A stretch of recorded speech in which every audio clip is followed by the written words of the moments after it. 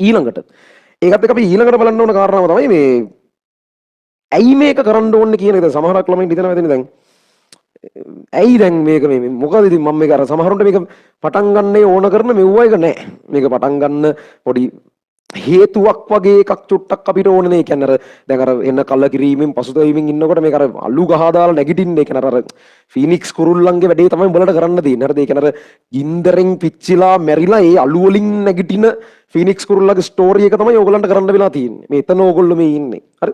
ඉතින් කොහොම හරි එහෙම නැගිටින්න හේතු ටිකක් මතක් කරනවා නම් මේ අලුත් මම හදලා දෙන හේතු නෙමෙයි. මේ ඕගොල්ලෝ දන්න හේතු. ගොඩක් ළමයින්ට ඒවා අමතක වෙලා ගිහලා ඒ ටික චුට්ටක් මතක් කරනවා නම් මුලින්ම ඕගොල්ලෝ කවුද කියන එක මතක් කරගන්න. හරිද? ඒක ඔයාලා නිකම් මිනිස්සු ටිකක්ද? නැත්නම් ඔයාලා හොඳට පොඩි කාලේ හරියට perform කරගෙන ආපු හොඳට වැඩ කරපු කැපී පෙවුනේ උන් නෙවෙයිද කියලා හිතන්න. සමහරක් වෙලාවට පොඩි කාලෙත් කැපී පෙන්නලා නැතුව ඇති. හැබැයි ඔයාලා තනියෙන් ඔයාලා ගැන කල්පනා කරලා බැලුවොත් ඔයාලා ඇත්තටම යමක් කරන්න පුළුවන් උන් නෙවෙයිද කියලා හිතන්නකෝ. ඒක ඔයාලා නිකමොද? ඒ ඔයාලා දැනට කවුරුත් නෙවෙයිනේ. කවුරුත් ඕගොල්ලෝ ගණන් ගන්නෑ. පුළුවන් නම් බණී ඕගොල්ලන්. ඔයාලා මේ ලෝකේ ජීවත් වෙනවා කියන්නේ කාට හරි වියදමක් ඇත්තටම.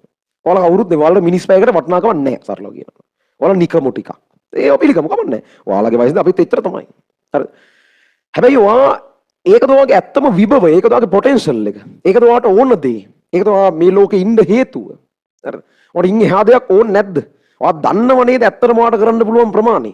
ඔයා ඒක කරලා නැහැ නේ හරියට. තමයි ඉස්සර කරන්න ඇති දැන් ඒක වෙලා නැහැ නේ. ඒවා මොකක් කර හින්දා ගියපු ට්‍රැක් එක වැරදුනානේ. ඔයා ඩිස්ට්‍රැක්ට් වුණා නේද? ඒතර ඒක හැමම යන්න දෙනවද? ඔයාට යන්න පුළුවන් ඇත්ත පොටෙන්ෂල් එක ඔයා යන්නේ නැද්ද? මිනිහෙකුට කරන්න පුළුවන් මෝඩම දේ ඒක. තමන්ගේ පොටෙන්ෂල් එකක් තියාගෙන ඒකට යන්නේ නැතුව මැරණ එක මම දකින්න තරමින් මිනිහෙකුට කරන්න පුළුවන් මෝඩම දේ. පොටෙන්ෂල් එකක් තියාගෙන ඊට පල්ලෙහින් වැඩ ඉවර කරන එක. හරි. ඒතර ඔයාලා එහෙම උන්ද? එහෙම මොකුත් නැතුව නිකම වෙලා එක ගාව ජොබ් ඉල්ලගෙන ඉන්ටර්විව් වලට ගිහලා බැනුම් අහගෙන එහෙම යන්න ඕනද ඕගොල්ලෝ? නැත්නම් ඔයාලා මේක ඇතුලේ මැච් එකක් ගහන්න ඕනේ නැද්ද? හරි. එහෙනම් ඔයාලා මේක වෙනස් කළ යුතු නැද්ද? හරි. එහෙම එකක් තියෙනවනේ.